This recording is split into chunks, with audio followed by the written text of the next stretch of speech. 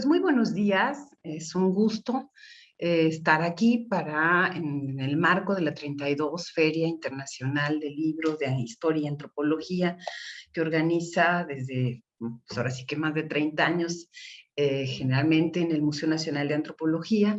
Hoy tenemos la oportunidad de realizar una presentación de un libro que es especialmente importante en el marco de estas conmemoraciones de historia nacional, porque tiene mucho que ver con uno de los grandes cronistas que más conocemos, tanto historiadores como, digamos, el público en general, y que aporta datos originales que van a ser seguramente de mucho interés para todos aquellos que puedan adquirir este libro durante esta importante Feria Internacional del Libro.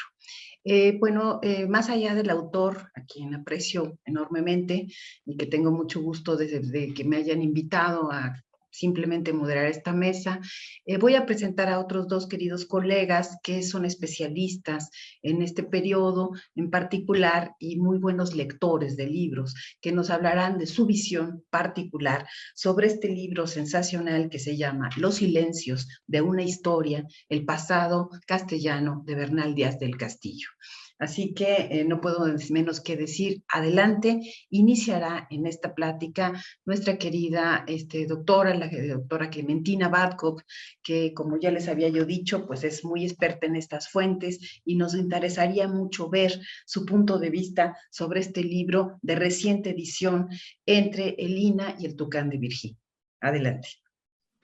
Muchas gracias, doctora Salazar. Yo quiero agradecerle, su presentación, que esté aquí presente. También agradecerle a Guillermo Turner la invitación para presentar su grandiosa obra, una obra exquisita, impecable desde todo punto de vista, para lectores legos o no. Creo que estos textos nos hacen muy bien. Y no solamente agradecerte, Guillermo, la generosidad de siempre pensar en ese público ávido por leer, por acercarse con erudición, pero a la vez con una pluma exquisita como es la tuya. Y también saludar a nuestro querido maestro Salvador Rueda, director del Castillo de Chapultepec. Me parece que es un día realmente muy importante para nosotros, todos somos compañeros, ¿no? Investigadores del Instituto Nacional de Antropología e Historia. Esto también creo que es muy importante, y estar en esta feria internacional muestra todo lo que estamos trabajando, todo lo que estamos produciendo, todo lo que estamos generando, y me parece que no es algo menor una feria con tanta importancia, con tanta trayectoria. Y sin más por el momento voy a compartir con ustedes mi propuesta de lectura del libro de Guillermo Turner. Los escritores que silencian casi siempre suelen hacerlo como un ejercicio completamente consciente, en el que contemplan las posibles consecuencias de mencionar o no algo. Miedo o conveniencia, silenciar siempre está vinculado a algún propósito estrechamente relacionado a las acciones e intenciones de un individuo o grupo en específico. Estudiar los silencios en la historia no es cosa sencilla, implica ir más allá de la información que explícitamente nos arroja una fuente o corpus documental. Implica también pensar aquello que el autor del texto interpelado decidió dejar de lado. Es, en pocas palabras, hacer evidente algo que no existe, algo que no ha dejado huella en nuestro presente. Bernal Díaz del Castillo es uno de los personajes más populares de aquel proceso al que denominamos como conquista de México. No obstante, esta popularidad no ha sido suficiente para esclarecer aspectos básicos relativos a su vida antes de la empresa bélica de la cual formó parte.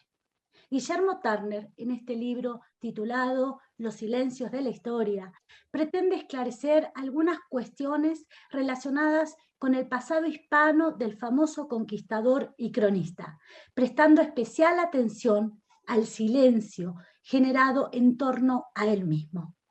Turner, quien se ha consagrado como uno de los mayores especialistas en Bernal Díaz del Castillo, presenta un ensayo que encuentra eco en sus trabajos anteriores. En este sentido, este texto puede concebirse como una tercera entrega que se desprende de su búsqueda por esclarecer el pasado del conquistador castellano, su bagaje cultural y, por supuesto, cómo esto influyó en la tan conocida historia verdadera de la conquista de la Nueva España. Ya en el 2013, el historiador publicó el libro Los soldados de la conquista, herencias culturales. Posteriormente, en el 2016, sacó a la luz la Biblioteca del Soldado Bernal Díaz del Castillo. Y finalmente, y prestando atención al pasado personal del conquistador, publica el libro que hoy presentamos, Los silencios de una historia, el pasado castellano de Bernal Díaz del Castillo y el encubrimiento de su entorno familiar. Guillermo parte de una premisa básica, que Díaz del Castillo habla realmente muy poco de su pasado y de sus antecedentes familiares y personales. Este hecho es suficiente para que el autor exponga un texto verdaderamente profundo y exquisito que interpela la historia verdadera mediante un trabajo fundamentado en documentación castellana previa a la salida de Bernal hacia las Indias y, por supuesto, a su estancia en Guatemala. Así, el libro nos ofrece una reconstrucción plausible de los hechos familiares del conquistador que antecedieron la decisión de silenciar tales episodios. Para este efecto, Turner estratégicamente y con un guiño de cómplice al lector, divide su texto en 6 capítulos, los cuales, como veremos, abonan en todo momento al objetivo central de la obra: arrojar una mayor claridad sobre el pasado familiar del Díaz del Castillo y qué papel jugó el silenciamiento en la elaboración de su historia verdadera.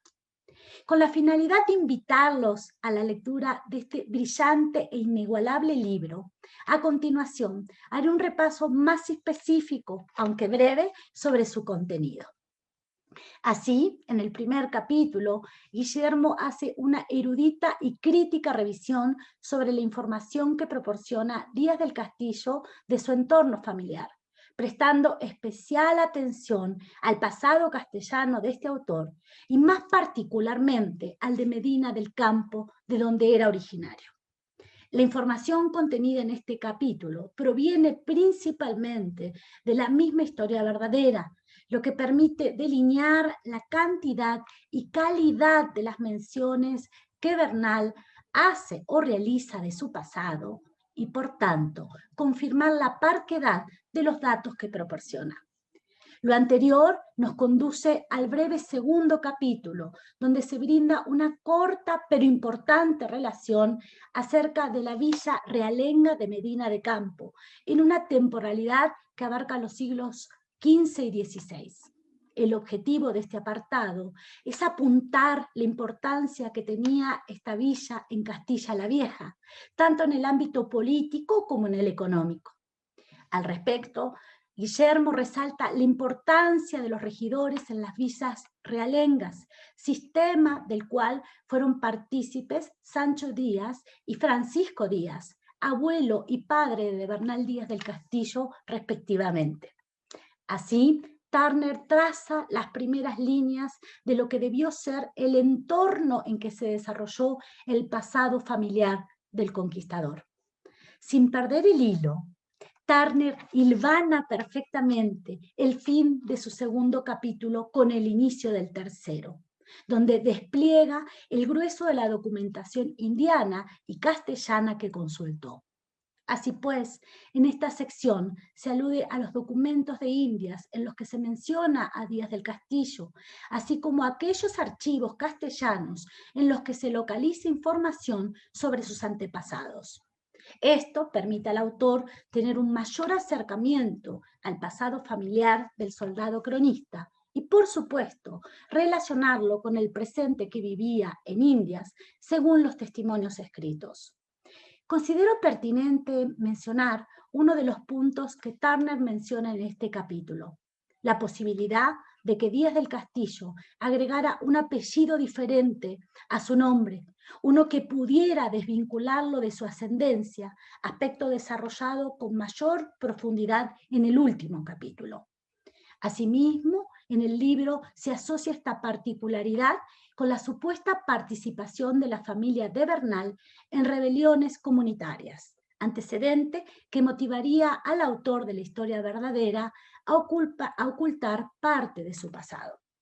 Esta relación es fundamental en la obra de Turner, pues le da un punto de partida plausible para explicar los silencios del cronista. El cuarto capítulo, precisamente, está dedicado a explicar el papel de cada actor político en estas rebeliones comunitarias y dota al lector del contexto histórico de estos conflictos que, por sus características, Guillermo denomina como revolución urbana. En este marco, el autor no solo presenta el caso de la participación de la familia Díaz en dichas rebeliones, sino que desarrolla generosamente los antecedentes del conflicto, estrechamente ligado con la oposición por parte de los comuneros contra las decisiones que se tomaban en los más altos niveles del Estado hispano. No obstante, Guillermo no nos deja con un análisis general, sino que aborda la participación específica de la villa de Medina de Campo en estas revoluciones, derivada del enfrentamiento entre el cardenal Adriano de Utrecht, quien pretendía hacerse con la artillería local, y los pobladores que se negaron. Este jaloneo terminaría con un incendio que avivaría el espíritu de los insurrectos. Como bien detalla Turner, la participación de los regidores en estos enfrentamientos en muchas ocasiones se daba de manera forzada, por lo que no es descabellado inferir que esto habría afectado a la familia Díaz. El siguiente capítulo trata de la percepción que se tuvo del movimiento de los comuneros, tanto a favor como en contra, en la villa de Medina de Campo. Con ello, Turner tiene la oportunidad de presentar con mayor detenimiento la forma en que la familia Díaz se vio involucrada en dichos procesos. Su situación, según nos menciona el autor, no fue fácil frente a las autoridades reales y tampoco ante la población en general, pues como él mismo lo dice, su simple presencia en la villa daba lugar a la indignación y al encono de diversos grupos o individuos. Fin de la cita. En este sentido, Bernal Díaz era heredero de una muy particular y problemática situación, principal razón que lo motivaría para encubrir su pasado familiar. El sexto y último capítulo retoma los artilugios empleados por Díaz del Castillo para encubrir sus vínculos familiares.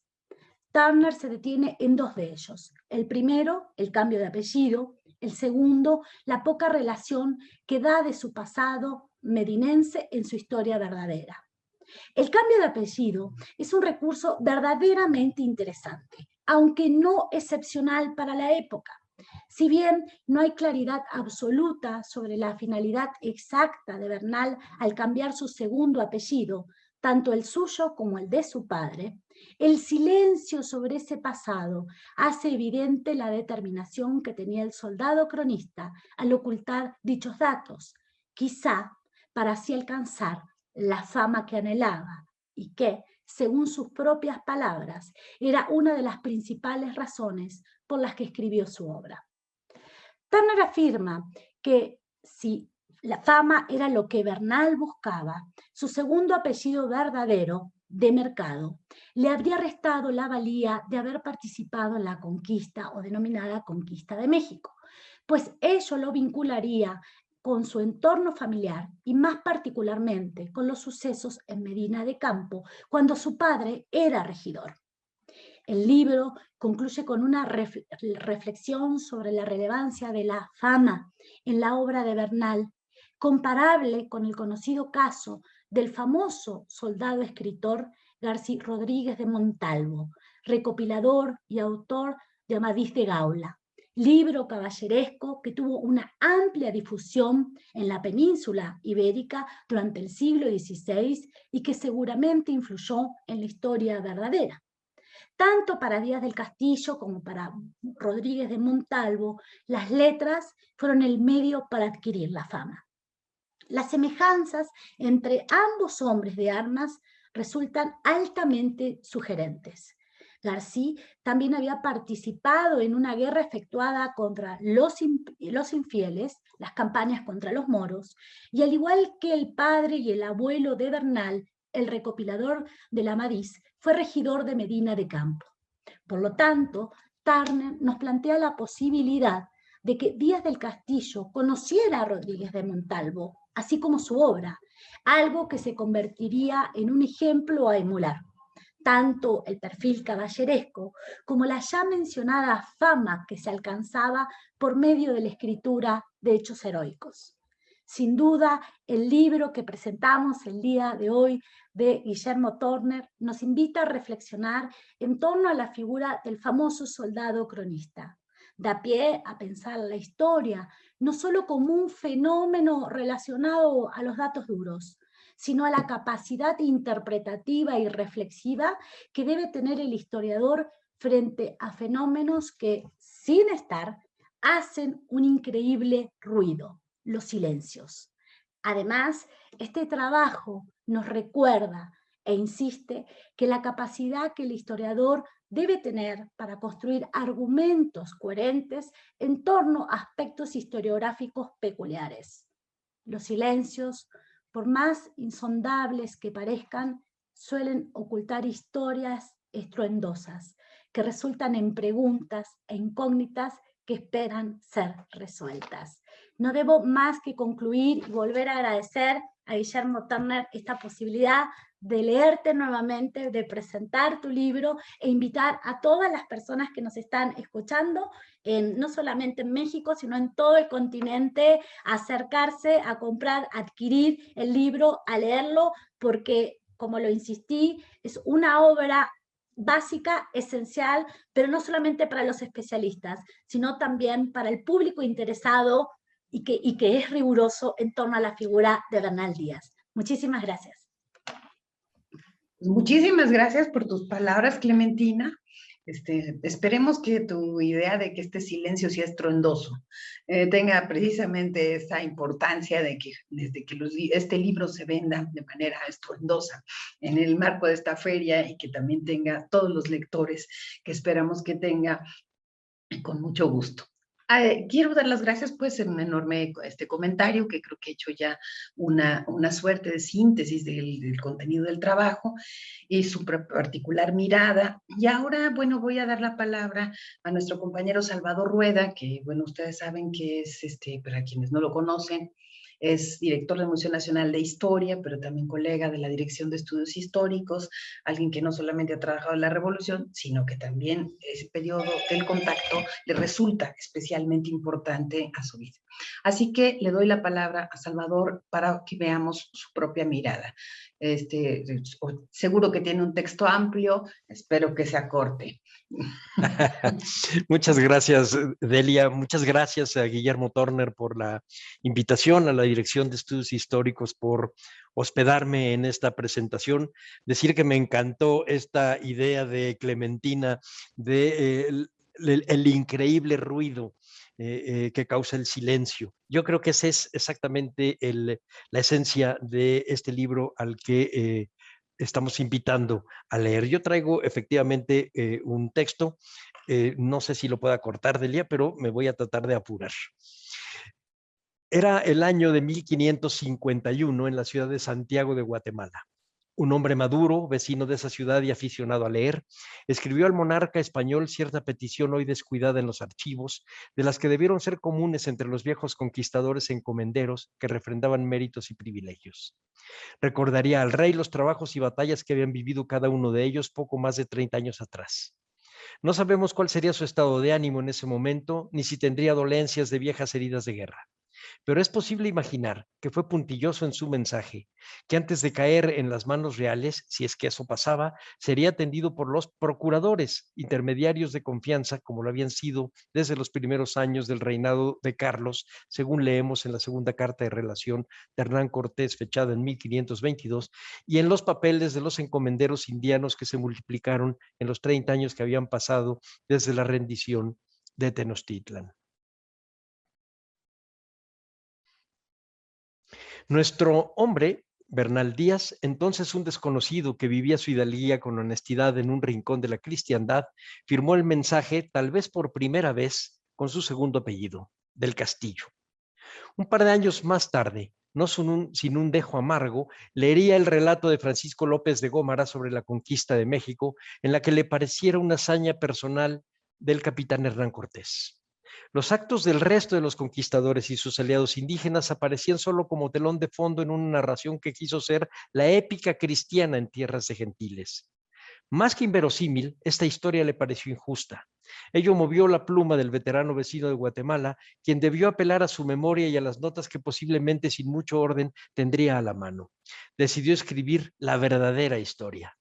Tendría entonces cerca de 56 años y una lucidez que han movido al asombro a sus lectores por 4 siglos. Asombro que no ha disminuido hasta hoy. También elaboró alguna copia o tal vez un par, y 20 años más tarde, ante la orden de otro monarca, Felipe II, uno de esos manuscritos sería enviado a Madrid junto con otras muchas crónicas y documentos sobre el mundo indígena novohispano. Firmaría con ambos apellidos, Díaz del Castillo.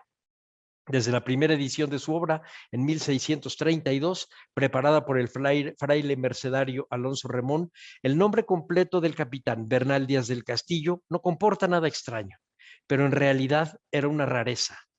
De ella y su posible causa nos explica Guillermo Torner en este pequeño y delicioso libro. A lo largo de 6 capítulos y un epílogo, la idea de un encubrimiento y su propósito desvelan a un Bernal Díaz del Castillo preocupado por la limpieza del mérito personal en el contexto de la historia general reciente de España.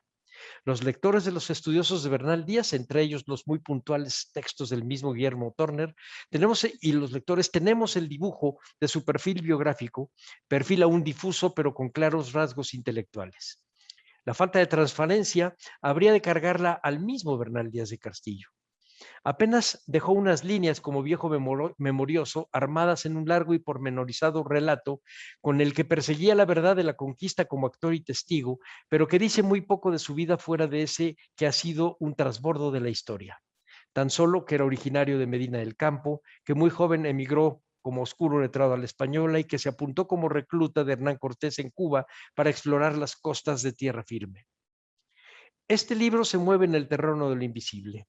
Torner ha buscado entre las ausencias, en los hiatos narrativos, en las entrelíneas y guiños que sugieren que detrás del enigmático cronista hay una biografía cuya solidez ha diluido el tiempo y el mismo Bernal Díaz.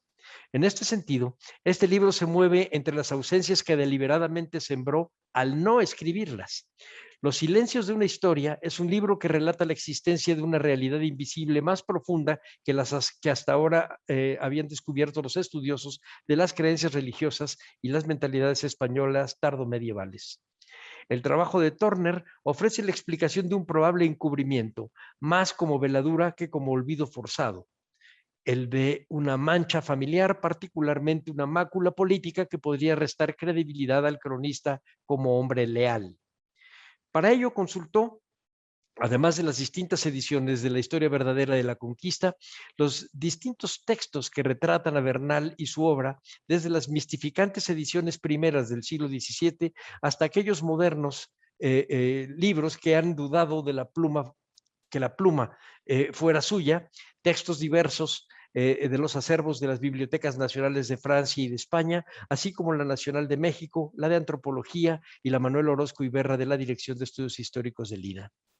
A lo largo de varios años y que han resultado en media docena de libros y muchos artículos, Torner ha hurgado, más como arqueólogo del conocimiento y como filólogo que como historiador de hechos positivos, en la mente del cronista como lector de novelas de caballería, de geografías que hoy calificamos de fantásticas, de gusto medieval, pero que tenían una buena dosis de verosimilitud al comenzar el siglo XVI. Siguiendo la argumentación de Torner, es posible que cierta historia familiar, aquello que se ha llamado intrahistoria, causara resquemores en nuestro autor. Con su pluma, todos lo sabemos, desmentía a López de Gómara, pero con su toque marginal, al puntualizar su segundo apellido, que por cierto podría no corresponderle, sin tener que decirlo dejaba fuera un probable deshonor relacionado con otros hechos contemporáneos de Castilla y la construcción de España como nación y de su monarquía como una de las más poderosas del mundo. Deshonor ajeno, hay que decirlo, pero que le era muy cercano. genealógico podría calificarse. Convence el entrecruzamiento que propone Turner. Se tocaban en el ejercicio de escribir la crónica dos sucesos paralelos que dibujaron el destino de España y de lo que entonces comenzaría a llamarse América, las Indias de la tierra firme. Esos sucesos fueron la conquista de México Tenochtitlan, que relataría Bernal Díaz del Castillo en primera persona, y la revuelta de las comunas en la península, en la que estaría involucrado su padre, Francisco Díaz el Galán, regidor de Medina del Campo en Castilla la Vieja. Ambos hechos serían contemporáneos entre 1520 y 1522. Vayamos por partes. Explica Turner que Díaz del Castillo habla muy poco de él mismo y de sus antecedentes familiares, aunque se ha logrado saber que tuvo de joven cercanía con el pequeño grupo de literatos y de sus lectores y escuchas de Medina del Campo, destacadamente García Rodríguez de Montalvo, compilador y editor de la versión literaria de Madís de Gaula y de las Sergas de Esplandián, que el paso de los siglos han convertido en textos fundacionales de la literatura española. También que su abuelo y su padre, Sancho Díaz y Francisco Díaz, fueron regidores de Medina del Campo entre los reinados de los reyes católicos y Carlos I. A manera de apunte marginal, se puede señalar que en la historia verdadera de la conquista hay dos menciones a la Madís, en el afamado capítulo 87 y en su reiteración de lo fantástico que atestiguaban los conquistadores de la cultura indígena en el capítulo 151. De esto ha dado cuenta Turner en los otros textos bernaldianos de su autoría y en el epílogo de este libro que escarba en la raíz del tono epopéico de muchos pasajes de la historia verdadera de la conquista. Hay algunos datos más precisos que Turner indica a manera de ejemplos de que varios hiatos no fueron casuales ni simples saltos en la memoria de Bernal Díaz. Por ejemplo, se sabe que los primeros meses de 1514, o con un poco de mayor exactitud antes del 11 de abril de ese año, quedó registrado como uno de los pasajeros de los 22 navíos que zarparon de Sanlúcar de Barrameda hacia las Indias Occidentales. 3 meses después llegaría a Santa María de Castilla del Oro en el reino de tierra firme de ultramar. Este libro de Turner nos aproxima a lo cito a él, los antecedentes y algunas características de Medina del Campo, villa cuya mención no aparece en la primera edición madrileña de 1632 de la relación, sino solo en la del manuscrito de Guatemala, publicado posteriormente, y en el manuscrito Alegría, copia del anterior. Termina la cita. No deja de ser un extrañamiento notorio, toda vez que pocos años antes de estas ediciones, entre 1620 y 1625, Lope de Vega habría escrito El Caballero de Olmedo, teniendo Medina del Campo como geografía creíble para el lance caballeresco de este hidalgo leal al rey, muerto en las fiestas de la Santa Cruz de Mayo.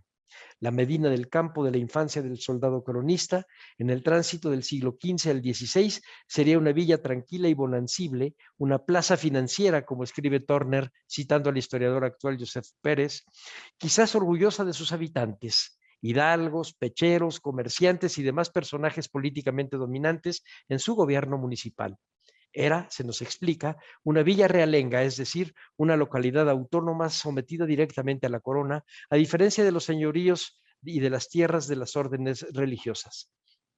En aquel entonces, Medina, como Castilla, serían el mundo en un pañuelo. Pero en esta característica de autonomía vendría el quebranto cuando el rey Carlos partió a Aquisgrán a recibir el título y los símbolos de emperador del Sacro Imperio Romano que heredó de su abuelo Habsburgo. Dejó un vacío aparente de poder. El costo de quien así lo interpretó fue muy alto. Asimismo, se explica que el puesto de regidor era vitalicio y tanto el padre como el abuelo de Díaz del Castillo rigieron en general tranquilamente, aunque ambos vivirían episodios tormentosos como gobernantes locales. El abuelo sería acusado de asesinato, cargo del que sería absuelto pero sin que dejara de causarle dificultades personales, y el padre quedó involucrado en la rebelión de las comunidades castellanas, arrastrado por la corriente desatada de este movimiento, calificado como la primera revolución urbana de los tiempos modernos. Sancho Díaz, el abuelo, no debió ser un hombre pasivo ni seguramente pacífico, muy posiblemente rijoso, lo que le daría el carácter de dirigente. Distinto sería su hijo Francisco, padre de Bernal, quien debió ser un administrador correcto en tiempos difíciles, muy difíciles. Casi le cuesta la vida en 1520 y sí hubo de pagar en términos de desprestigio local y ante los ojos de la corte. A larga distancia en espacio y tiempo, un océano de por medio y 4 décadas respectivamente, el efecto fue el de una caja de resonancia. Y es que la principal dificultad en la hipótesis de Turner se estacionaría en una zona sensible e invisible, la conciencia, o mejor, la mala conciencia. Jugaría en la memoria remota del soldado cronista la del recuerdo arraigado de la geografía natal que lo llevó a escribir, dice Turner, su obra con ciertas peculiaridades como la omisión, allí mismo y en otros documentos, de referencias amplias o precisas sobre su pasado familiar y personal y la alteración de un apellido familiar, datos que podrían llevar a sus lectores a descubrir varios inconvenientes de ese pasado. A sus lectores contemporáneos de los documentos firmados por regidores Díaz en el siglo XVI, se refiere Turner, porque para los actuales esas omisiones se volvieron lagunas insalvables. Continúa diciendo, y cito a Turner, que en ese oscurecimiento de la historia familiar, la noción de fama juega un papel importante de la misma manera que lo hace a lo largo de toda la obra, perfilando la cosmovisión, imaginario o mentalidad del autor. Termina la cita. Y es que fue la idea renacentista de la fama lo que lo llevó a no mencionar detalles sobre su padre y abuelo, esto es, sobre su linaje, para no rascar en los sucesos españoles en los que se vieron envueltos uno y otro y arrastrados, sobre todo el padre, que demeritarían su presencia ante el rey. Esa fama, la vergüenza como mecanismo inconsciente del héroe, fue lo que lo movió a escribir sobre las acciones memorables de sus compañeros de aventura y desventura ante el libro de Gómara, y que estaría en el centro del sentido de su escritura de la historia verdadera de la conquista. Conjetura Turner como aperitivo en este ejercicio de interpretación. Fama y algo más, que sin embargo en este libro de Turner se esconde como secreto más gravoso que los abusos que estaban en el nervio de la guerra contra los mexicas. Se trata de la mancha política, escribió Bernal, y como mis antepasados, mi padre y mi hermano siempre fueron servidores de la corona real y de los reyes católicos, don Hernando y doña Isabel, de muy gloriosa memoria, quise parecer en algo a ellos, participando en la conquista. Termina la cita. El esfuerzo de Turner para encontrar este sentido en la ausencia, el peso simbólico del vacío, queda explicado con profusión al revisar las distintas ediciones de los diferentes manuscritos de Bernal Díaz y encontrar carencias discursivas, ausencias e inclusive algunas censuras, como la que señala de la conducta de Hernán Cortés y del fraile Bartolomé Olmedo en torno al oro y las sospechas de hurto, que sin pudor recortó el mercedario Alonso Remón en su edición. Así pues, el enigma que procura este libro descansa en 2 palabras anunciadas desde el título: del Castillo, complemento del apellido de quien hasta poco antes de iniciar la escritura de su crónica era solo Bernal Díaz. Explica Turner que al final del reinado de Carlos I comenzó a escribirlo, 1551. Tenía cerca de 55 años de edad. El misterio o el sobresalto que haría de su memoriosa obra un posible descalabro está en el raro y no tan discreta veladura del nombre completo de su padre, pero buen cristiano y buen hijo no ensombreció sus méritos. Regidor leal de Medina del Campo, de la estirpe llamada de don Castellano, contrato directo ante los reyes católicos, sobre todo para lograr prebendas para Medina del Campo o para su élite pueblerina. Otros estudios y documentos a los que acudió Turner indican que Sancho Díaz, el abuelo, fue problemático. Hacia el último tercio del siglo XV fue inhabilitado por un homicidio, aunque se le reinstaló poco después como regidor hidalgo. La justicia o las rencillas locales le siguieron al grado que una década más tarde se sumó a esa acusación la de abusos de autoridad. La sentencia fue brutal pero inaplicada. Que le sea, cito, que le sea cortada la mano derecha y la pongan en la picota en la villa de Valladolid. ¿Pero sería esa la mancha? Turner se inclina y nos convence de ello por pensar que habiendo pasado casi 60 años de la muerte de su abuelo Sancho para comenzar a usar el apellido del Castillo, el peso del pecado del regidor Sancho Díaz se había diluido con el paso de las generaciones. Así que otro suceso, más reciente y políticamente de mayor trascendencia, pudo ser determinante. Cuando a su padre se le atravesó la historia, en el momento mismo en que Bernal Díaz apostaba por la aventura de las armas a que invitó Hernán Cortés. Francisco Díaz participó en la revuelta de los comuneros. Una buena explicación sintética ofrece este libro. Baste decir que todo indicaría que Francisco Díaz fue obligado a seguir las decisiones de los comuneros en 1520. De cualquier manera, el 22 de agosto de ese año, la villa de Medina del Campo fue incendiada por los soldados realistas. Un mes antes, entre el 30 de junio y 1 de julio, en el otro continente, Bernal Díaz apenas pudo salvar la vida en la llamada Noche Triste, cuando, habiendo dado muerte a Moctezuma, los expedicionarios españoles y sus aliados indígenas huyeron derrotados. Regresemos a la preocupación silenciada por Bernal Díaz. Un año después, en abril de 1521, los comuneros fueron vencidos. Como sabemos, al regreso de Carlos a España ya como emperador, fueron condenados y ejecutados los dirigentes rebeldes. En Valladolid, el monarca emitió un perdón general que aceptaba casi 300 señalados, entre ellos varios regidores, frailes y aristócratas locales, del indulto. Uno de esos no perdonados fue Francisco Díaz el Galán. Comenzaría lo que es de suponerse un exasperante tiempo de zozobras, de alegatos, de acusaciones y defensas, de ofensas y amenazas de venganza de todos aquellos a los que los comuneros afectaron en vidas y propiedades. El instinto de sobrevivencia lo haría colaborar con los rebeldes. Muy posiblemente fue obligado a formar parte de la Junta Gubernativa Comunal como procurador, según consta documentalmente. El 22 de agosto de 1522, el Consejo Real habría condenado a la horca y su cuerpo infamado al ser arrastrado y descuartizado. No se cumplió el castigo, pero es de suponer que los habitantes de Medina intercedieron a su favor y pagaron costos y multas a la corona. Turner deja entrever que no todos apoyaron a los Díaz regidores, que tendrían cuentas abiertas desde 1487 con el pendenciero Sancho y hasta la muerte de Francisco Díaz en 1558. Escribió B.S. Naipaul que en lo que toca a las infidencias, España tenía larga memoria.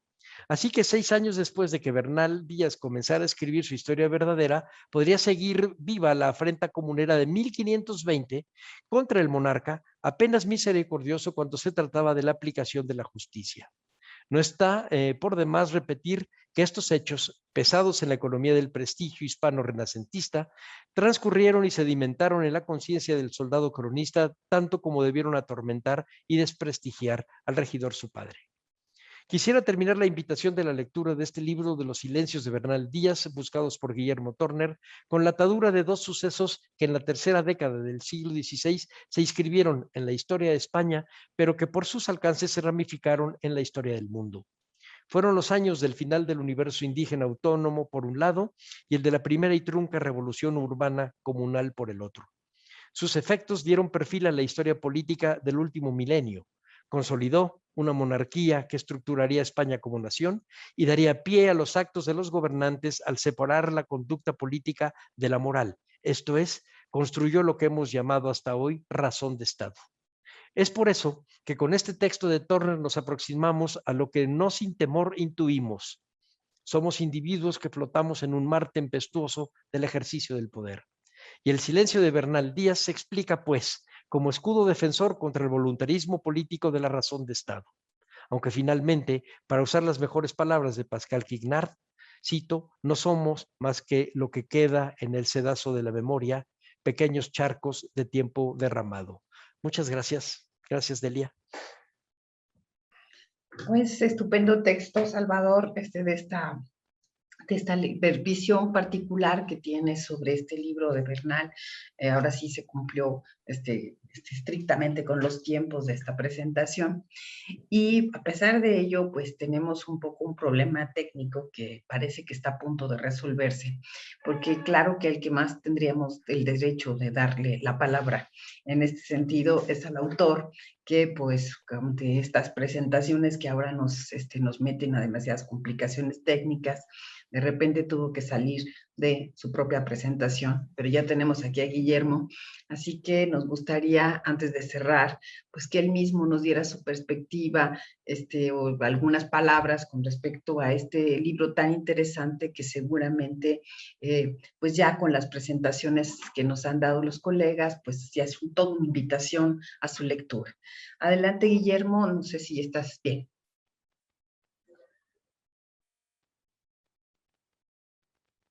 ¿No? No me escucha.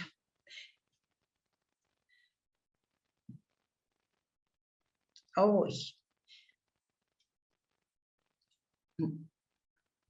no lo escuchamos.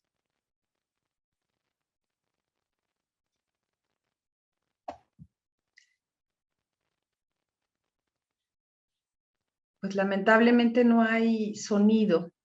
Esperamos que, pues cuando menos me atrevo a hablar en nombre de Guillermo. Estoy absolutamente convencida de que él está encantado de que sus dos colegas hayan hecho una lectura tan cuidadosa de un libro tan interesante y creo que será de enorme utilidad, sobre todo para repensar en este periodo y en este personaje que dentro de todo tiene también una figura polémica dentro de esta historia.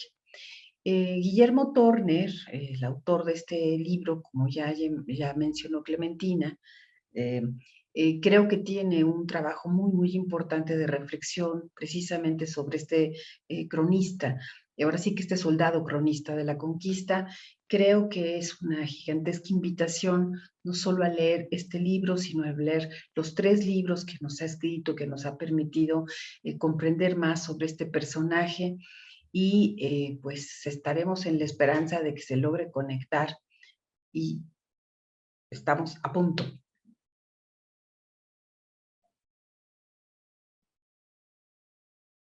Guillermo.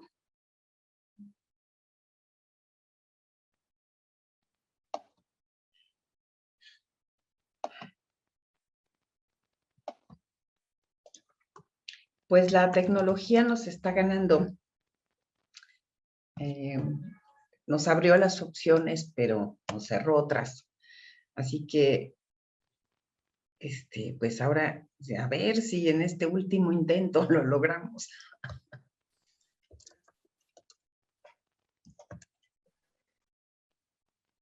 Y pues si no, estaría casi convencida. No, todavía tenemos un segundito y podríamos editar, ¿verdad?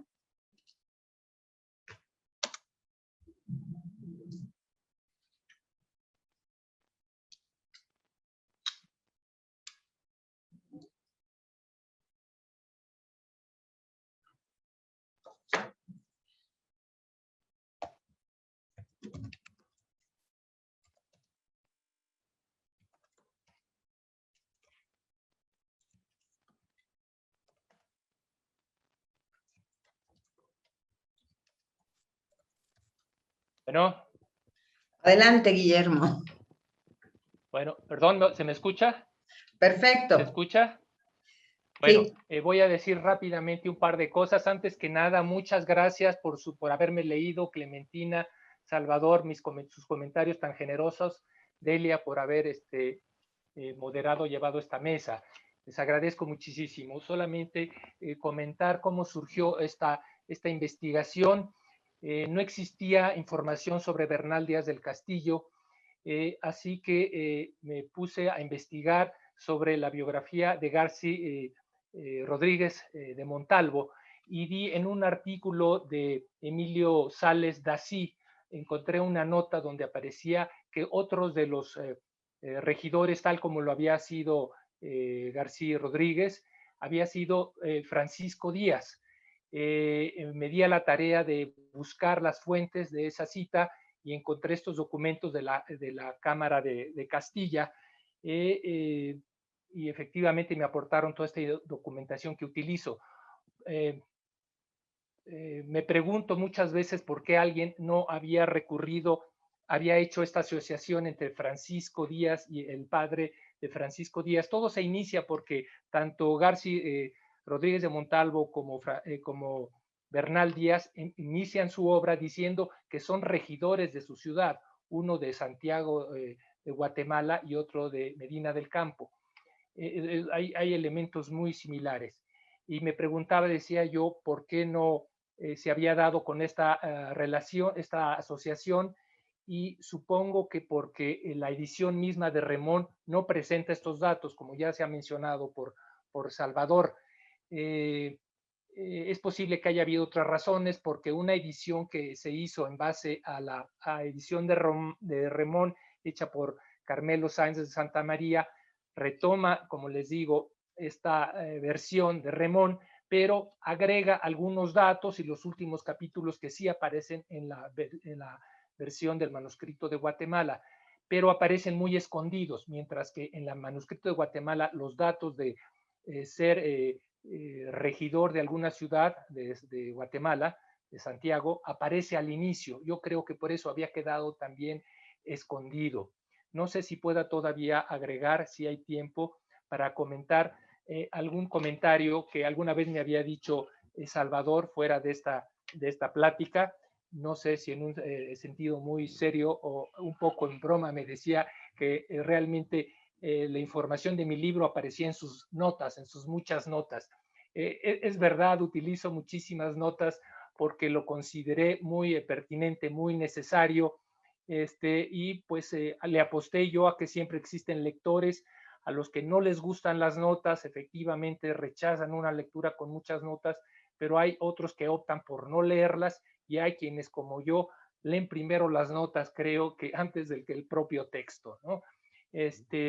Lo único que me resta decirles es gracias por interesarse en el tema, gracias por estar presentes, a mis queridos compañeros Clementina, Salvador y Delia, nuevamente muchas gracias por sus generosos comentarios. ¿Alguna otra cosa? No sé si ya todavía tengamos tiempo o no, por ahí había comentado. Adelante, Guillermo, es tu libro. Las otras cosas. Bueno, una nota al pie, por cierto. Bernal Díaz utiliza el término de soldado de la conquista. Al principio del siglo XVI nadie lo utiliza, él sí la utiliza, aunque no sea un término demasiado apropiado, pero sí se trata del mundo militar, de un campo semántico militar, y es por eso que él, y no solo él, sino alguien como el Aguilar, Francisco de Aguilar utiliza, también Durán utiliza el término conquista.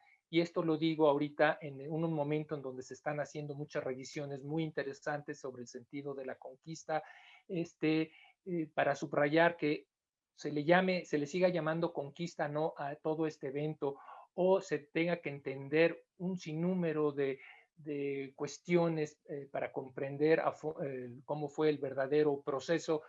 Las fuentes que escribieron los españoles, en este caso Bernal Díaz, se seguirá llamando la conquista de la Nueva España, así seguirán llamando las conquistas escritas por españoles, independientemente de la interpretación que le hagamos y las razones que tengamos para hacer esas determinadas interpretaciones.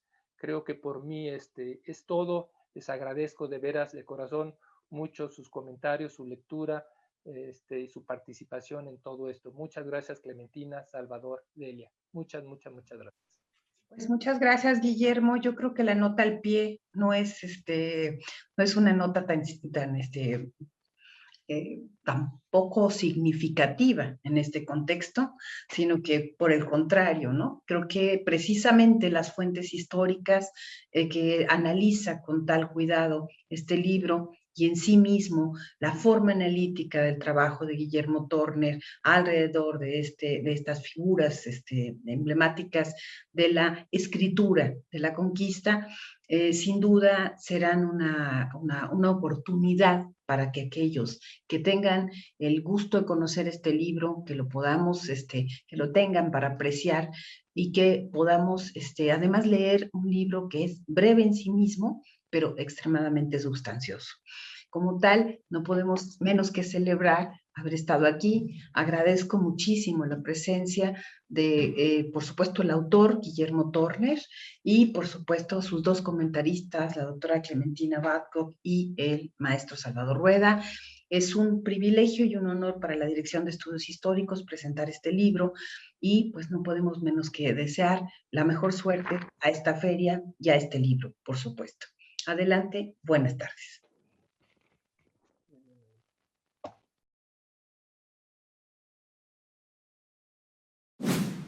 Gobierno de México.